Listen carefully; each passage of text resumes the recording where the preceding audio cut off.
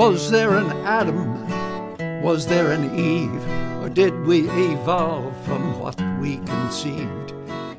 Either way, we got what we needed when the sun shone down on the garden. Hey everybody, this is Harvey Sluggo Wasserman back with you for the 93rd Green Grassroots Emergency Election Protection Coalition Zoom call, otherwise known, especially in New Orleans, as the GREE-GREE. We are glad to have you all with us. We have more than 30 people to start here at 5 o'clock p.m. on Monday Eastern Time in the United States of America. In the year of our Lord, as about as interesting a year as it can possibly get. The news just keeps on coming. I want to remind you that this is rebroadcast. We are live on YouTube, and it's rebroadcast on Thursday, 5 p.m. Eastern Time on the Progressive Radio Network, otherwise at prn.live. And so for that reason, because we're go on the radio, we're also broadcasted by at least one Pacific radio station. We do not use the 7 deadly 4-letter curse words immortalized by George Carlin, although you are free to curse in Yiddish or any indigenous tongue that you might come up with. So we're glad to have you all with us. And we have an incredibly action-packed agenda this week, like all weeks. We are going to start in the first half hour with a presentation coordinated by Chris BRICCA, TATANKA, affiliated with the Romero Institute in California. We're going to be talking about the Green New Deal, the attempt to get California 100% green, and also with this, I don't know if you can call it revival, whatever you want to call it, of the attempts to bring back nuclear power, atomic energy.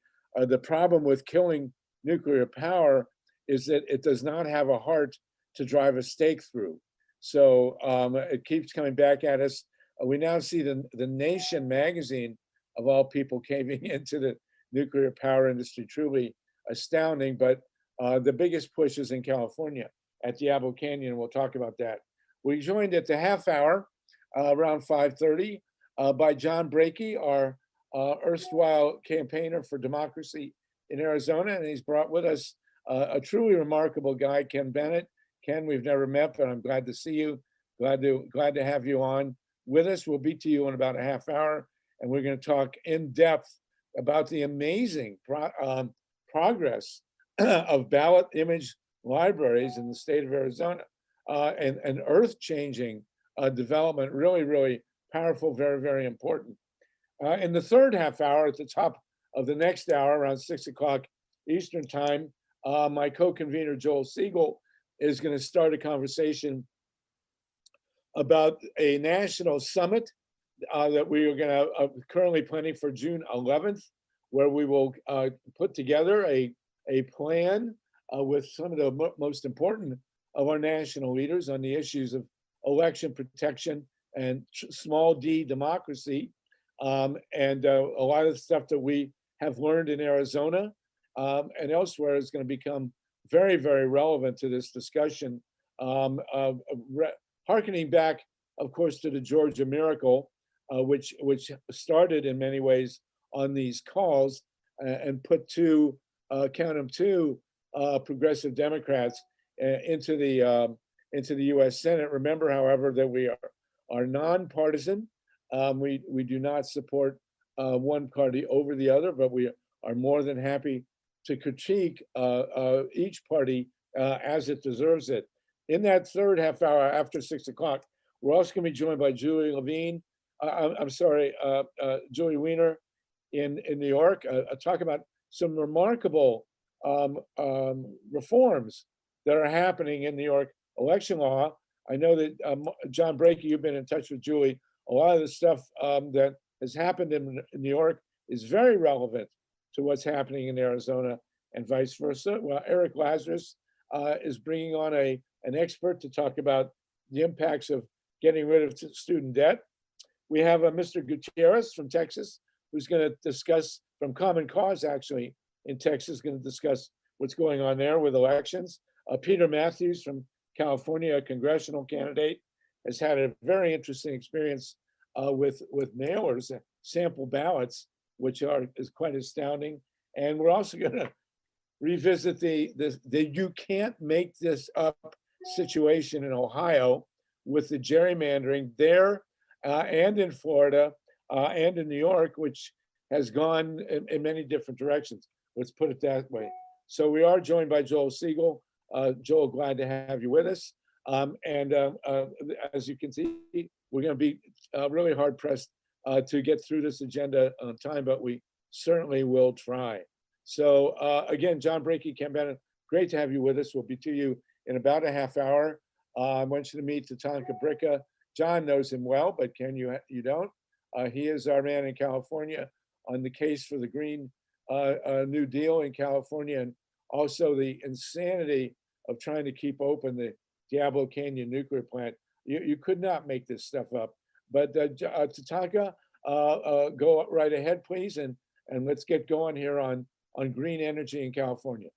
Okay, thank you, Harvey, and welcome everyone. It's wonderful to be on this program tonight or today. We're going to be joined by Ben EICHERT, who is the program director for the entire Let's Green California. That's what our initiative is called. It's not called California Green New Deal. It's called Let's Green California. I put in the chat all the information you'll need from Romero Institute. It's romeroinstitute.org. And you can check out the Let's Green initiative there and also the Lakota People's Law Project. The Let's Green California initiative is a combined operation of the Romero Institute and the Dolores Huerta Foundation.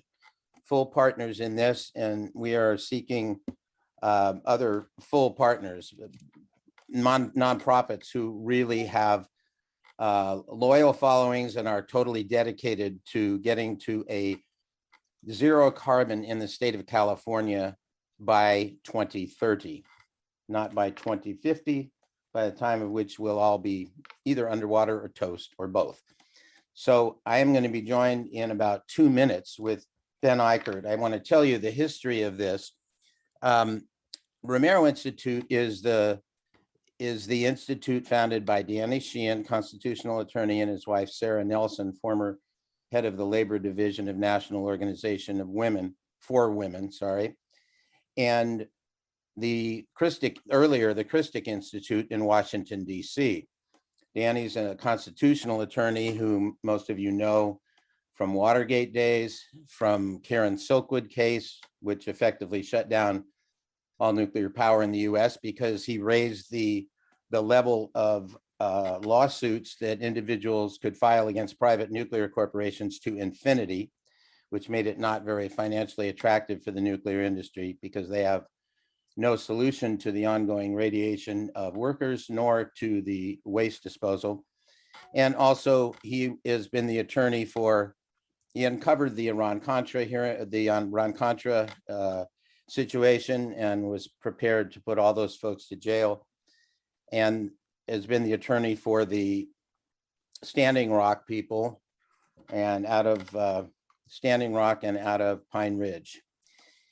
So this started a few years ago, but more recently, just in the last 2 years, an attempt to take the 5th largest economic power in the world, which is the state of California, and to clean up our act here and do our part to bring California into more alliance, more harmony with Mother Nature, and to stop the polluting that we are doing. So the initial attempt was a 350-page omnibus bill for the state of California, which covered every major area. We're talking about agriculture, we're talking about public banking, water, heavy industry, a lot of forests management, et cetera. There's about 7 major areas. It's a 3-year plan. This is year 1, 2022. We're taking on perhaps the easiest one, which is automobiles and light trucks, and basically getting all those to electric vehicles, getting off the carbon model of the internal combustion engine. This is going very well, which is why I wanted to have Ben, and please let me know when he does join the call, because I don't see all people coming in. He should be in about now.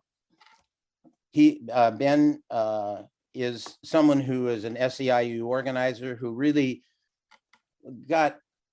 saw the power of grassroots organizing at the age of 19 in Nicaragua and El Salvador, and was just amazed at the amount of community work that people can do together there.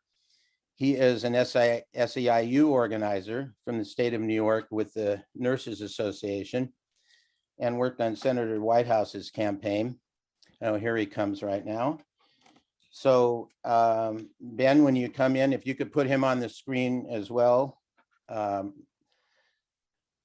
Welcome, Ben Eichert. I will basically give a quick introduction to Ben. He is leading the state of California for the Romero Institute and the Dolores Huerta Foundation as the lead organizer, the program director of Let's Green California.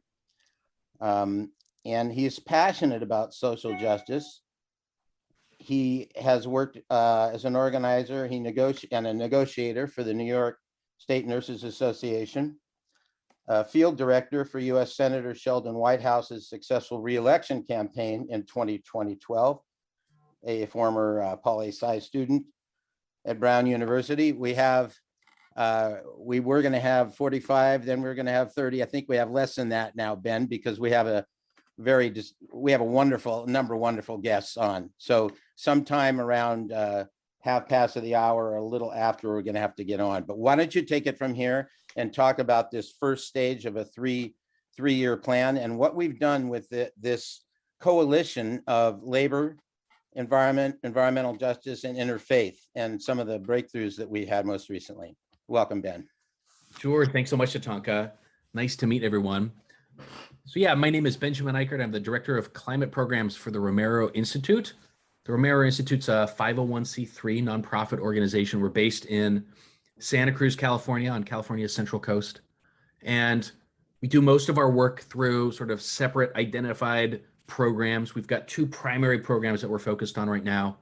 One is called the Lakota People's Law Project.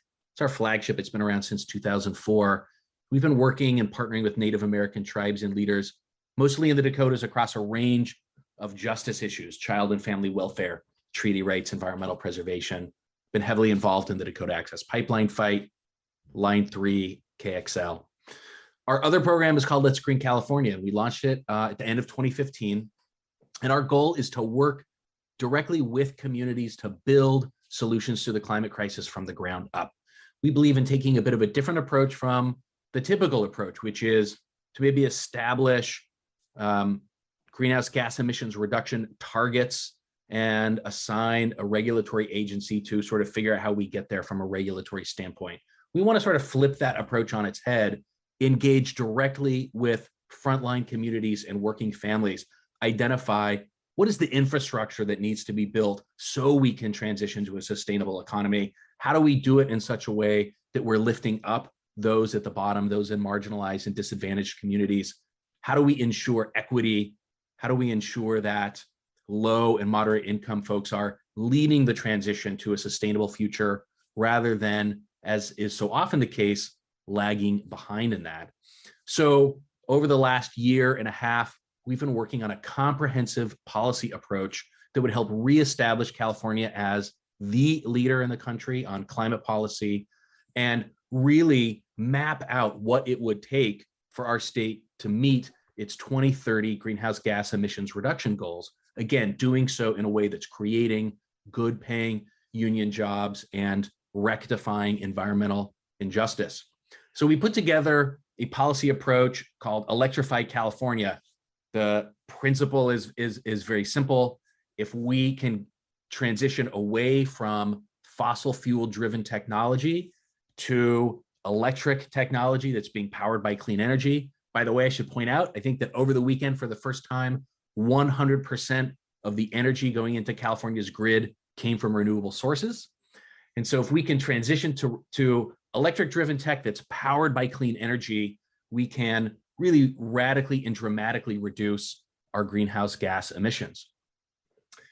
It's more complicated than that. I will say there's a lot more to our policy framework than just electrification. There are pitfalls we need to be aware of. So, we're very conscious of efficiency, very conscious of the principles of reduce, reuse, and recycle. We want to make sure that as we're electrifying, we're not increasing demand on the grid so much that we have to bring in new dirty sources of energy. So it's a very much a holistic approach, but electrification is at the core of it. And this year, what we've done is we've pulled out of our policy framework a couple of critical elements that's really focused on transportation. For those of you who don't know, California right now is not on track to meet its emissions reduction goals in the transportation sector. Transportation, when you take into account extraction of fuel and everything, accounts for about 50% of California's emissions. And so we're focused on transportation right now because it's the biggest bucket. And we believe California is poised for a breakthrough in the transition to zero emission vehicles or near zero emission vehicles. So primarily, at least in passenger cars, that means electric vehicles, right? They've sort of established themselves as the dominant player when it comes to passenger vehicles. There are other places in the world that are ahead of California, which is somewhat ironic because cars are really baked into California's past and its culture. In many ways, California has been the birthplace of the electric vehicle. So really, California should be further ahead than it is, and we think that we're poised for a breakthrough. Something that's worth noting, for a number of years, we were sort of stuck at about 8% of new vehicle sales being zero emission vehicles. We've started to break out of that last year. I think we hit 12%. In the first quarter of this year, the sales data was just released, and we hit 16% of sales, of automobile sales, were electric vehicles or plug-in hybrid vehicles. And so the question then is, well, how do we accelerate that adoption? How do we put California back in the leadership position? And there are two really big barriers to adoption of zero emission vehicles. The first, of course, is price, is cost. This new technology costs more than the technology it's replacing. So we have to figure out how to deal with the cost issue. The second issue is the lack of access to publicly available chargers. Charging infrastructure needs to be built out much faster. Right now, I think we've got something like 100,000 public chargers in the state of California. The California Energy Commission anticipates that we need 1.2 million public chargers by 2030.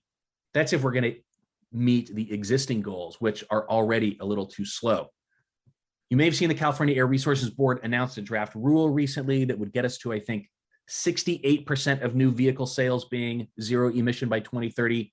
We think we can and must go quite a bit faster. We're part of a coalition right now pushing for that to be 100% by 2030, which is not out of question. The state of Washington recently passed a law that would set a similar goal. And so how do we address the price barrier and the charging barrier? We introduced Senate Bill 1230. The author for the bill is California State Senator Monique Limon, who represents Ventura County and Santa Barbara County. And the bill would do two things. First, the state of California has some great incentives for electric cars, hydrogen fuel cell cars, zero emission vehicles.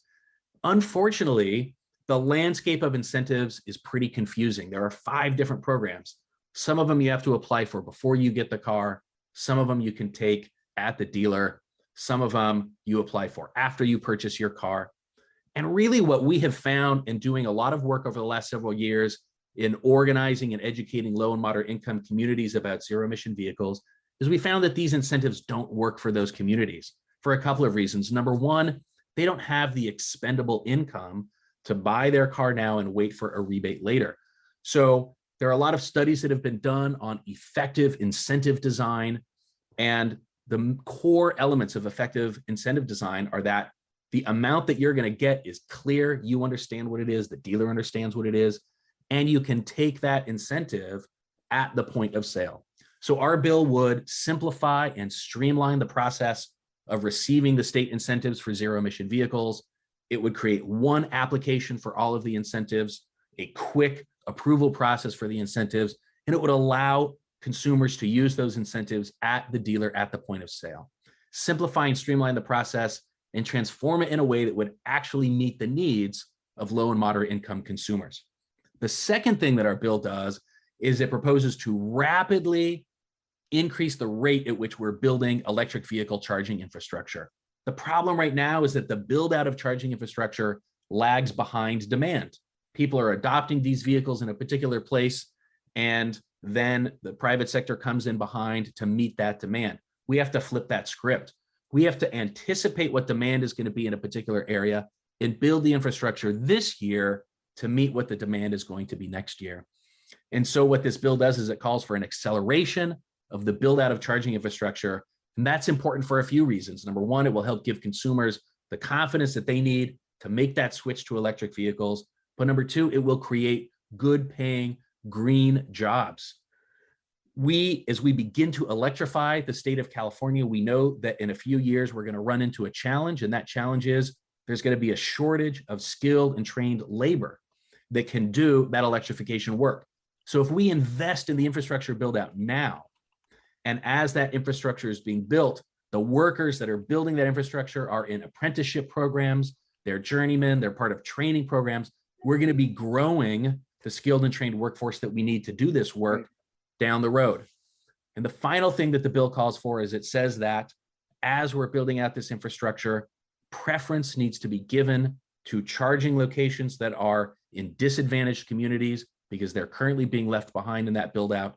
Preference needs to be given to charging locations that are at or near multifamily housing because people who live in apartment buildings that maybe don't have their own dedicated parking space or their own garage have a real difficulty finding charging. And finally, preference needs to be given to new charging construction sites that will minimize demand on the grid by incorporating, for example, photovoltaic, solar, and battery storage. So that's the bill in a nutshell. It does two things. It simplifies and streamlines the process of learning about, applying for, and receiving incentives for zero emission vehicles. And it dramatically accelerates the build out of electric vehicle charging infrastructure. And I'll close by saying that we believe that the way California can get to where we need to get to by 2030 in terms of our climate goals is to build a grand coalition. It's a real problem if our transition to a sustainable future is only benefiting those who are already at the top. We need to make sure that we're growing these solutions from the bottom up. And so we're working on bills like this that we believe lie at the intersection of not only traditional environmental concerns, but environmental justice concerns and equity, as well as the concerns of working families. We want to bring together into this coalition the traditional environmental movement, the environmental justice movement, the organized labor movement, people of faith, and many, many others. Only through the building of a large coalition can we build for ourselves the political power that we need to make these sorts of big changes. So Fantastic. I'll pause there. That's what we're doing and that's what we're working on. And Fantastic. Thanks for the opportunity to share it with you all today. Thank you, Sluggo. I have a couple questions for him, but go ahead, Sluggo. Well, first of all, thank you. That's a brilliant presentation. I hope people understand that this is the kind of overview we're looking for. I do want to have quick time to talk about the war against photovoltaics and also the shocking veto that we got positive from Governor DeSantis, of all people in Florida, against an anti-solar bill. We do need to discuss that real quick. And also, Tatanka, I'm sure you have great questions for Eric, Sam, Ben. There you go, Ben. And thank you for this presentation. The real quick question I have is, do you have union support for this program? Are the unions supporting this? Thanks for the question. You've teed it up for me. I appreciate that. Right at the moment, we have about 85 plus organizations that have endorsed this legislation and that are supporting this legislation. That coalition includes Greenpeace, the Center for Biological Diversity, the Climate Center, a lot of the traditional environmental organizations. And we've been fortunate also to receive some recent support from labor, the California Federation of Teachers, a Unite HERE local, some central labor councils, and just 2 weeks ago at the Environmental Quality Committee hearing of the State Senate in California, a representative from the State Electrical Workers Association got up and urged support of our bill, said it was very complimentary to their previous law that they worked on around workforce standards for electric vehicle charging build out.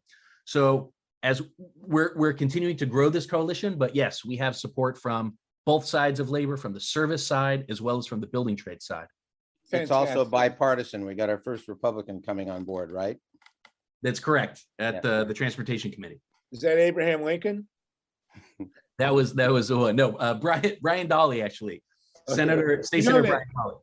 You know that Abraham Lincoln is the first major politician in American history to endorse wind power. There's an amazing quote from Abraham Lincoln, which you should use, saying that wind power is the great untapped resource of the future. But let me defer now to Tatanka. It's all yours. People, raise your hands. We see Jeffrey's up. We're gonna wrap this in 5 or 10 minutes at the most, so we can move ahead. But go ahead, Tatanka. Well, I just wanted to say that it's no secret to environmental organizations that the major obstacle of getting anything done in California has been organized labor. And the Romero Institute behind the scenes, and you particularly, Ben, with all these private meetings and bringing people together, have just done amazing things. So even the Central Labor Council and the IBEW, for them to basically say, we don't oppose this bill, just leaves open for all kinds of communication. Can you talk about that, what you've done behind the scenes to really break through this logjam? Well, what we've been doing is genuinely saying, what sorts of policies can we support that are going to benefit workers? And I believe that if we or any organization is genuine in taking that approach to policy solutions that they're proposing, then we're going to earn the support of the organizations that represent workers. So for the last year and a half here on the Central Coast, we've been working in very close partnership with a number of labor organizations, including the IBEW, to implement strong workforce standards at our clean energy entities up and down California, saying that when we're building new renewable energy resources, we need to have a certain set of workforce standards that we're following. We need to make sure that workers are in training programs. We need to be using certified electricians. We need to make sure that they're being paid prevailing wage, et cetera. So first, Tatanka, we've been partnering very closely on the ground initiatives with our partners in labor. And then as well, we've been having, trying to open up and, host a productive dialogue with leaders at the statewide level around what sorts of statewide policies are going to really benefit workers, create the kinds of good paying jobs that we want to see. Again, it's a simple, I think, flip of the approach. Instead of saying, hey, we're going to get to 100% zero emission vehicles, and hey, trust us, workers, you'll be taken care of. We need to introduce legislation that explicitly and proactively addresses the needs of working families. Thank you. Fantastic. We have some quick questions from Joel, Ron, and Jeffrey. Joel, I think you were first, but go ahead. Go ahead. You're unmute. muted. You're muted, Joel. Still muted. Okay. Yeah, the host. Jeffrey, you can unmute. Now we and, can hear you. Go ahead. Ron, you can unmute so we can get right to you. And Joel, then we're going to we can switch hear you. over to Arizona. But go Yeah, ahead, guys. Go The ahead. mute is controlled by the engineers. So thank you, engineers. You're good. You're good. All right. So first of all, thank you for that wonderful explanation of the California plan. I have talked to a lot of people who are very intelligent, who say, great idea, 100% cleanable energy, not technologically feasible because we don't have battery storage. You don't have enough storage. So what are you going to do at night? And in Australia, I work with Dr. Mark Jacobson at Stanford, who probably has, I think, is the most knowledgeable engineer on clean renewable energy. But how do you answer that question? Then the last question I have is, if there's no bill in Congress by the squad, by quote unquote progressives, to transition us to 100% clean renewable energy, and 13,000 scientists have said we have less than 10 years to survive climate change, why don't we have a federal bill in Congress that would mirror the California bill that doesn't make sense to me as someone who worked in the Congress who would like to save the planet. Thank you. Great question, Joel. Thank you so much. You've brought up actually a number of issues. I think we could have probably a 2-hour chat about that. I would love to do that sometime. Let me just quickly say, storage is a huge issue, right? Just to make sure that everyone understands, renewable energy is intermittent. We get solar when the sun shines, we get wind when the wind blows. And so if we need energy on demand at a particular moment in time, how do we deal with that? We've got to be able to store that energy somehow. What I would say is we're gonna be able to get to 90% renewable energy pretty quickly and without too much trouble. And we should be laser focused on doing that. That last 10% is gonna be difficult. It's probably gonna require some new technology, but let's focus on that low-hanging fruit. Let's get to 90% as quickly as possible. I'm really happy to say there's a bill that was just introduced very recently, Senate Bill 1020 in California. It would propose to speed up the timeline at which we get to 90% renewable. We totally support that bill. In terms of federally, let me just say this. There was the bipartisan infrastructure bill, and then there's Build Back Better. Build Back Better, unfortunately, is completely stalled. At some point, we must turn our attention to getting that bill passed. It would do a lot of good things. But here's the other thing I would say. I was a student of political science. I had the great fortune of studying under some really brilliant scholars on American politics. And here's one thing that I learned. Big change in this country comes from the states first. It percolates up to the state, our nation's capital. A great example, of course, is the rights to gay marriage. It started at the state level first, and it caught fire, and it got up to DC quickly. We need to do the same thing on climate. California, Washington State, New York, Massachusetts. We need to start creating a model for how this can be done. And if enough states do it, I believe it will percolate up to DC, and we can make that change at the federal level. Okay, great. Very good. We're almost out of time here for this. We're going to have to go next week. I just got to mention everybody that Governor DeSantis, Ron DeSantis, thanks to lobbying from Wendi Lederman, did veto the bill on killing rooftop solar. We will deal with that in great detail next week. Ben, you should come back and join that discussion on rooftop solar. Jeffrey, then Ron, and then we're going to go to John Brakey. Please. Jeffrey, real quick. Very interested in your project. Like you said about all that environmental stuff. I just can't get the right. Okay. Anyway, I just. Thank you. Anyway, I would like to invite. Closing the Diablo nuclear plant is a priority. So I would like to invite you to a Greenpeace USA Mobilize Action Pod that I created for the observance of the International Radiation Awareness Day. I know I've said this idea before. Thank you. Would you like to attend? Yes, thank you, Jeffrey. Absolutely. And Ben, we'll link you up with that. I will point out that I have an article today, Steve, if you can put the link in the chat, at Reader Supported News. It was just published about shutting Diablo Canyon. God help us if they keep that thing going. We really need to shut it as soon as possible. Also, Peace at the Nation today, which has lost its mind on nuclear power. Ron Leonard, go ahead, and then we're going to give it to John Brakey and Ken Bennett. And TATANKA, you'll get a last word. Go ahead.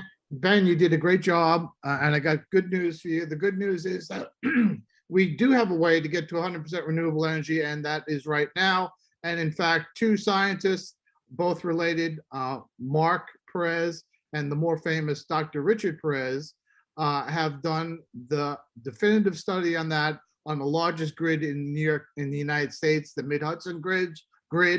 And we've proven how we could do it more economically, faster, and more equitably than any other form of energy. And the other little piece that we're talking about, Governor DeSantis in Florida, his excuse for vetoing the bill that was passed by both legislatures to kill net metering in Florida was specifically because he didn't want to pass on the burden of extra costs to ratepayers in Florida. So thank you, Governor DeSantis, but the issue points out what's in it for me is a big motivating factor. And Wendi, I'm sure you realize that people would get very angry if they found out that part of that bill that the legislature passed allowed people to get an enormous rate increase in Florida, and that would fall back on the governor's neck. Very good. Thank you for that. Tatanka, we can give Wendi a last word and then move over to John Brakey and Ken Bennett.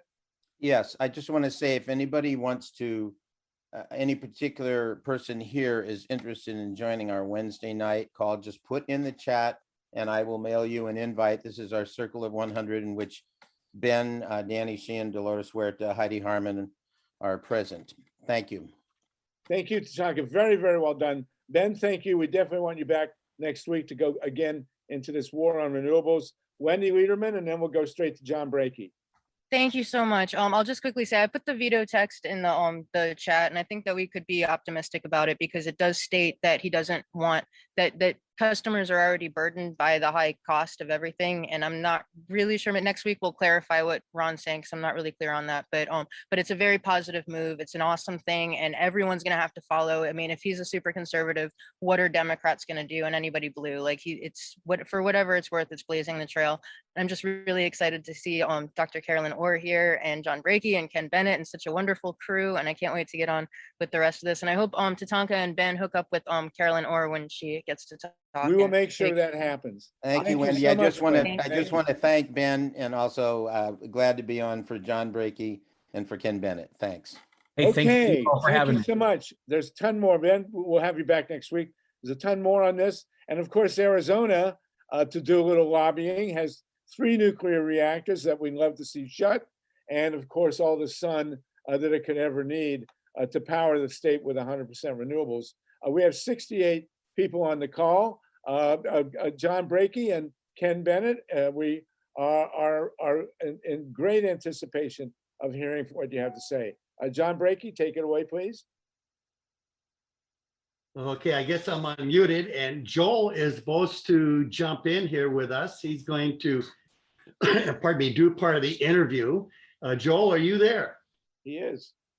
Joel Segal is there, and we want to welcome him and Ken Bennett. John, can you explain Ken Bennett's position in the state of Arizona? I certainly can. You know, first off, you know, Ken Bennett and me have become good friends over the last year.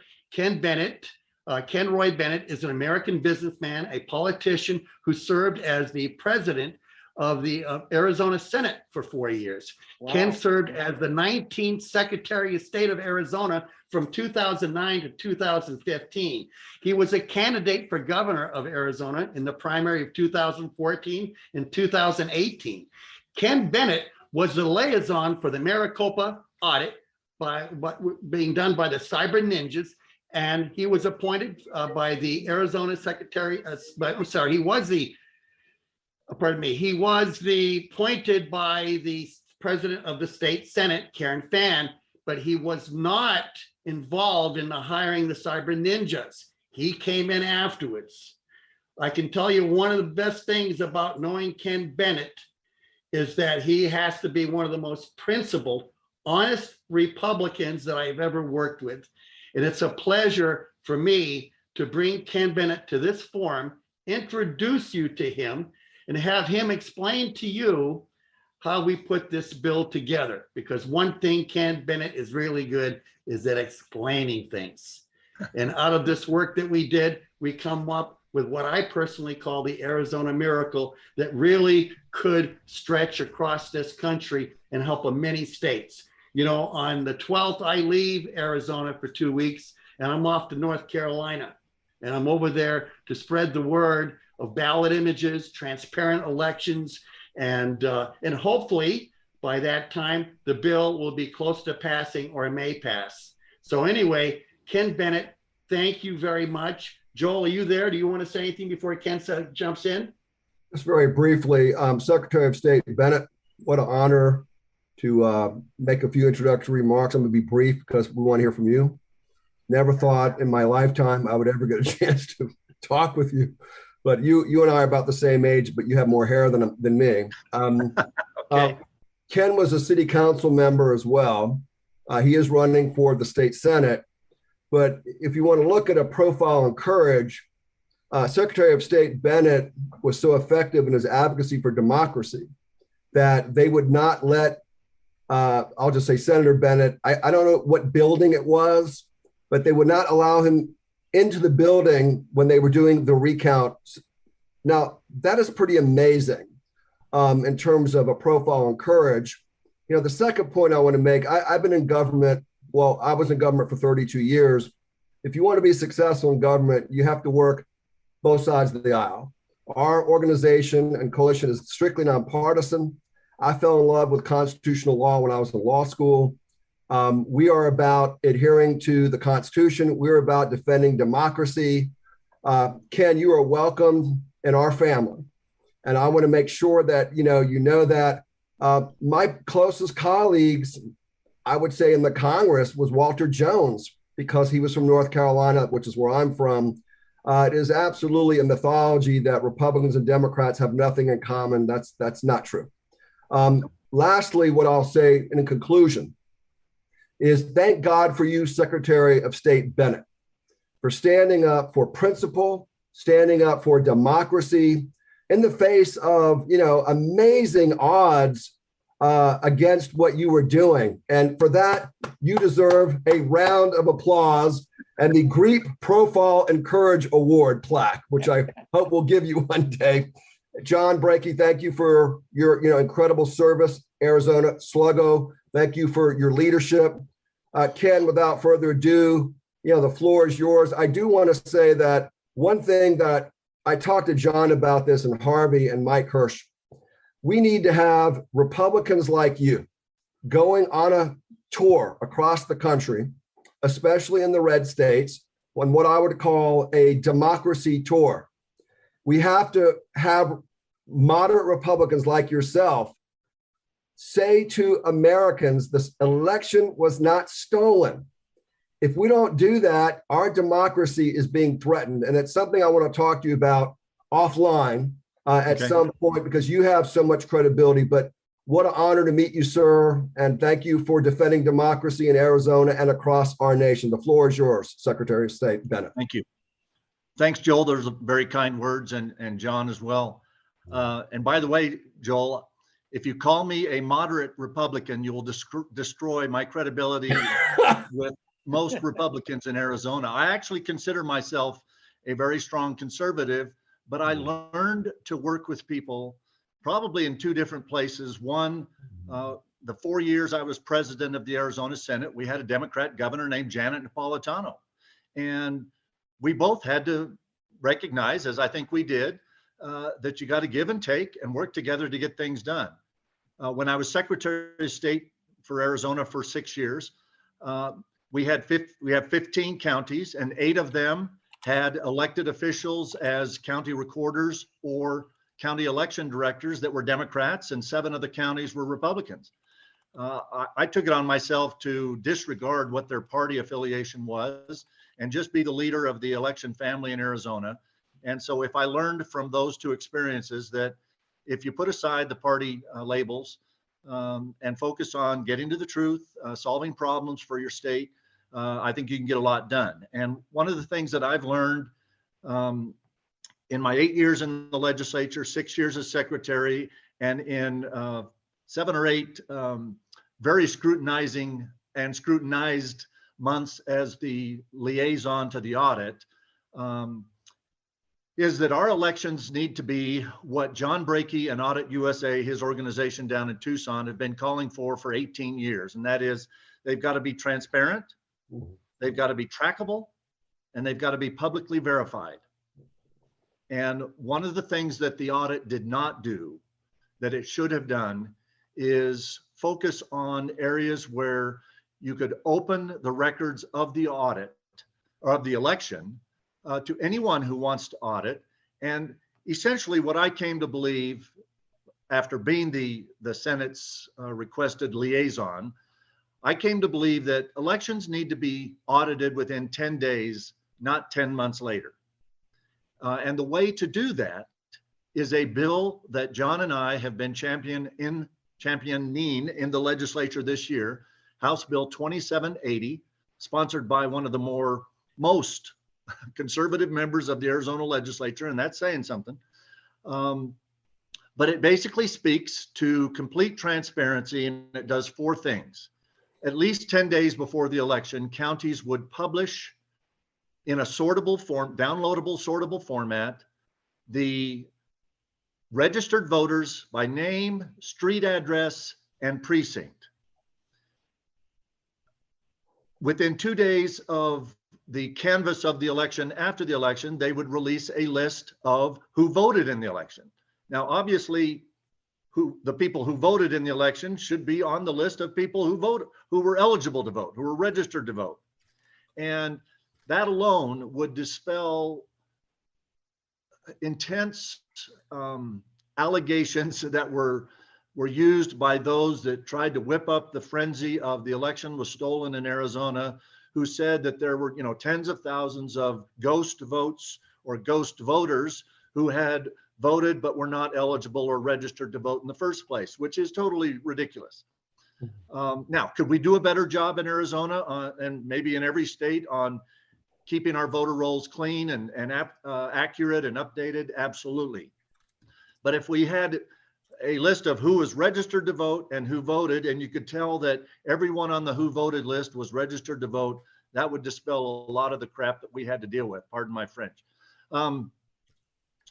The second or the third and fourth items that would be released to the public by each county at each election would be the ballot images that were scanned in as the ballots were processed in that election. And of course, there should be a ballot image for every one person that voted, no more, no less. And then the fourth thing is something called the cast vote record, which is just what it says. It's the record of the votes cast.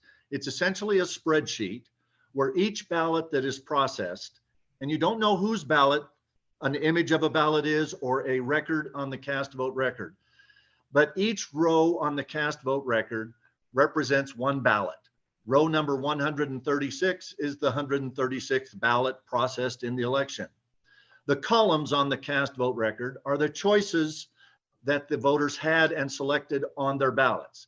So you might have Trump in column D and Biden in column E and Jorgensen in column F or whatever, but you can see in a detailed way what choices are reflected in the cast vote record as having come from the ballots themselves. And you can go to that same ballot and look and see that they are correctly reflected in the cast vote record.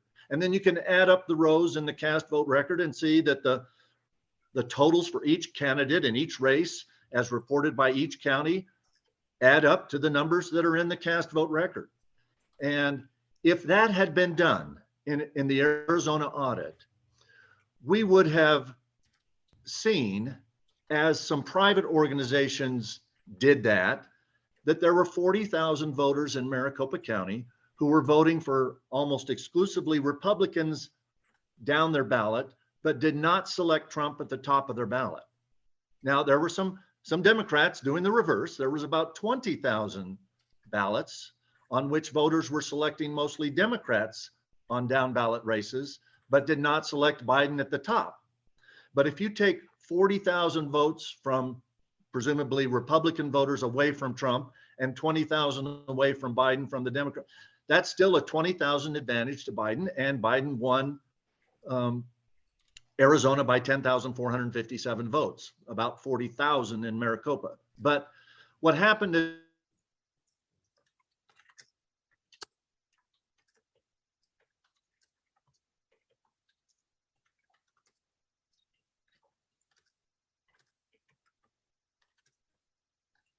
We got a technical problem here. Ken, there's something going on with Trump won the 6th. So I won't go. There you Let's go. open it up for questions. But this is a bill that has passed the House Bill 2780. We now have it in the Senate. John and I have spent most of our time lobbying Democrats in the Senate, many of whom I have a wonderful working relationship with as well. And we are very optimistic, having worked with the County Association of Counties and their lobbyists, that we now have the bill to a point where they are going to be neutral, and we have an excellent opportunity to get bipartisan support on this bill. And in fact, we don't want the bill to pass with just Republican votes, even as a Republican. I want the bill to pass with both Republican and Democrat votes. And the 4 years that I was Senate president are the only 4 years in the last 40 years in the history of Arizona where the state budgets passed with a majority of Republicans supporting that state budget in the legislature and a majority of Democrats supporting those budgets as well. Now, Janet Napolitano had a lot to do about getting those Democrats to support, but I had, as Senate president, a lot to do with getting the Republicans. And John and I want a majority of both caucuses supporting this bill in its passage. Well, first, let me say an incredibly impressive presentation there. Thank you very, very much. We have 73 people on the line, and I'm sure that at least 74 of them understand the gravity of what you just told us here.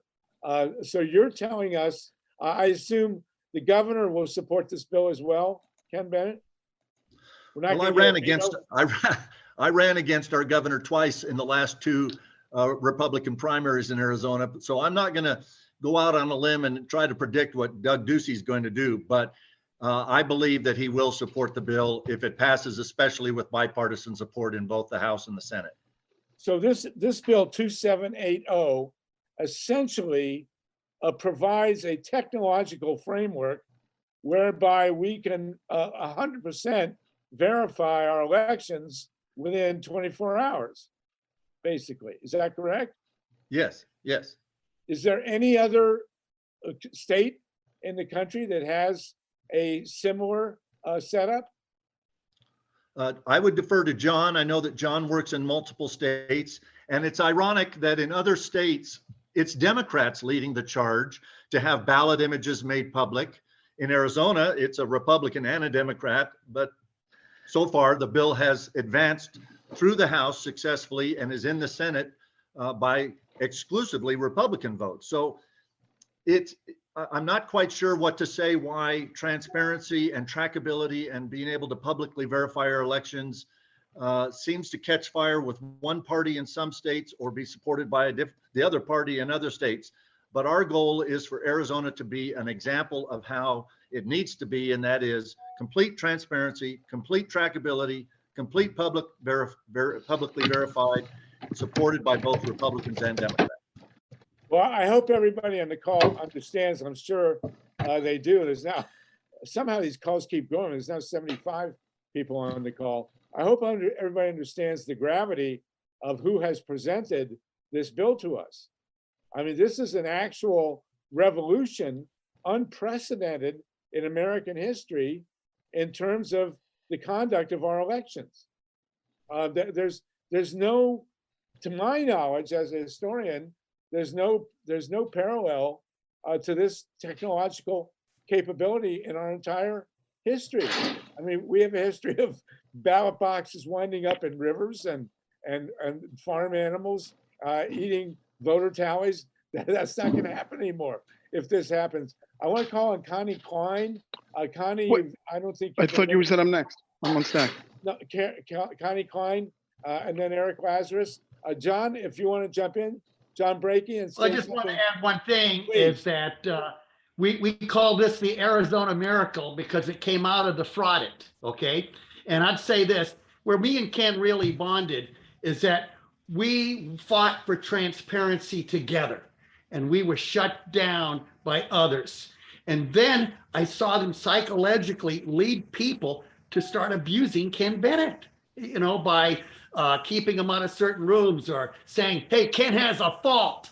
He's honest to a fault. Okay. Well, I prefer my politicians that way, honest to a fault. Excuse me. Okay. Yeah. But anyway, if this Maryland is already doing audits, a lot of states are giving it, but most are destroying. It's very important when this bill flies out of Arizona, and if we get bipartisan support, we need to launch it nationally. Okay, that's why I'm going to North Carolina. That's why we're probably going to be doing litigation in Michigan. In the state of Michigan, they're destroying public records because they might cause long lines. The ballot images. How about that one, huh? I can't believe it. I've heard all sorts of excuses. Let's But go to I'll Connie. say Well, that this it's is a great experience fantastic, working Ken. with Ken. And then Ken is going to be joining our board. And then we're going to try to get him on the road and to talk about nonpartisan, how to achieve these goals, how we have to be able to agree that the black box must become transparent. Okay. You know, as Bill Reisner would say, that, gee, we should be able to break it down with Republicans and Democrats to get to a basic thing. Okay. That anything that goes into the black box must be perfectly added up, transparent, trackable, publicly verified with a ballot library. And then we can go back and we'll fight about other things. Okay. That's Like, amazing. Yes, other yes. things like Okay, that. John, let me get to Connie Klein, Eric Lazarus. Ken, did you want to jump in? No, with no, something? I wanted to advocate going to Connie. And Connie, Sluggo, go for it. Sluggo, I Connie also want us to Cleveland, go ahead. recognize, Sluggo, I want Connie us to Klein, recognize please. Dan O'Neill, who has studied the legislation that we're talking about. Okay, well, let's do Connie, Eric, and then Dan O'Neill. Go ahead, Connie, please. Just very quickly, my question has sort of been answered. I was wondering what sense people are getting for support for a national bill like this, whether there's feelers that have been put out. Ken or John, can you answer that? Connie is a I've great been activist. totally, Connie, I've been totally focused on Arizona. So I would defer to John if, as to other states around the country. Well, John, I think, okay. What Eric we're hoping to Lazarus.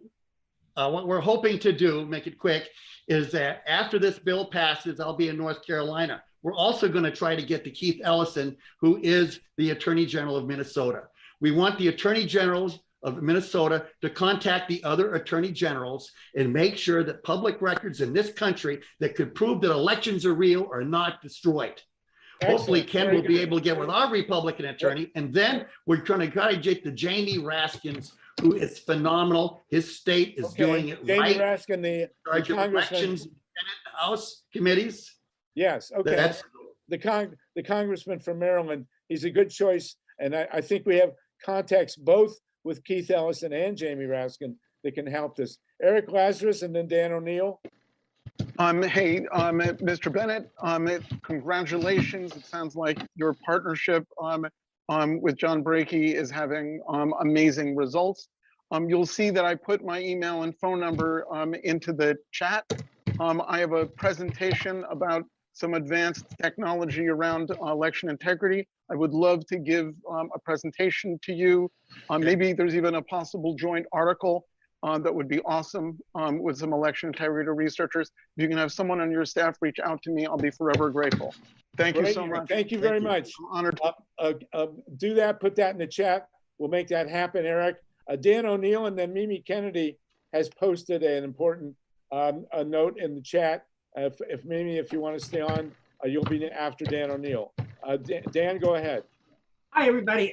Thank you. This is fantastic. I see 76 people on the call. So for full disclosure, just let everyone know, I am the state coordinator, Arizona state coordinator for Progressive Democrats of America.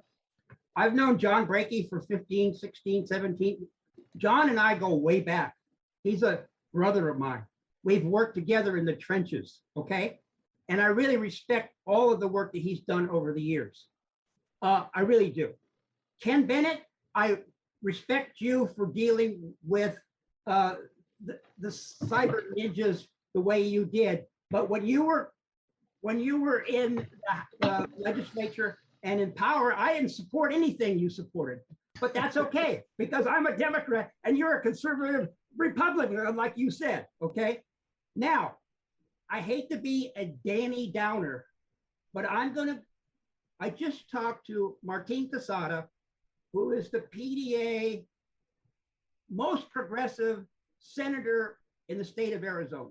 And he's a state senator and he's running for state treasurer about this bill.